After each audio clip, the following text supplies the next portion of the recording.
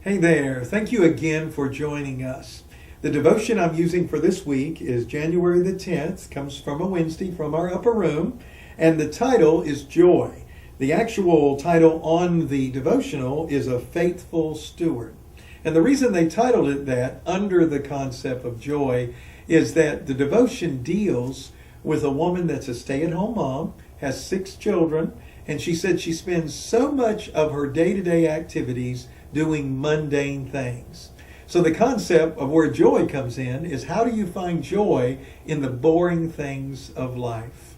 I researched the word of joy in the Bible, and there's a beautiful passage out of the Old Testament, Nehemiah chapter 8, verse 10, where it says, "The joy of the Lord is our strength." And in that passage, the country of Israel, forefathers, foremothers of our faith, are struggling as they have come back from exile to the land that God had promised them, but it wasn't full of blessings anymore, and they were having a lot of difficulties. And so as they were reading the law that they had read to show them where they had done wrong, they were weeping and crying, and they thought, there's no hope. And the priests were leading them, saying, the joy of the Lord is our strength. We're home. God is going to provide for us, even in the most difficult situations.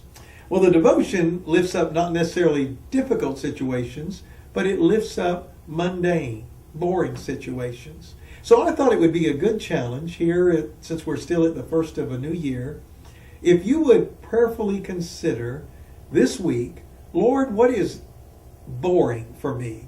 What is mundane? In other words, tomorrow I'm going to be washing the dishes. Tomorrow I'm going to drive to work. Whatever it is that you would consider boring or mundane, and then pray, Lord, is there some way I could experience your joy, even in washing dishes, even in raking the leaves, even in driving to work, whatever it may be. If you went with that attitude, it might make a major difference. Again, our theme this week is joy.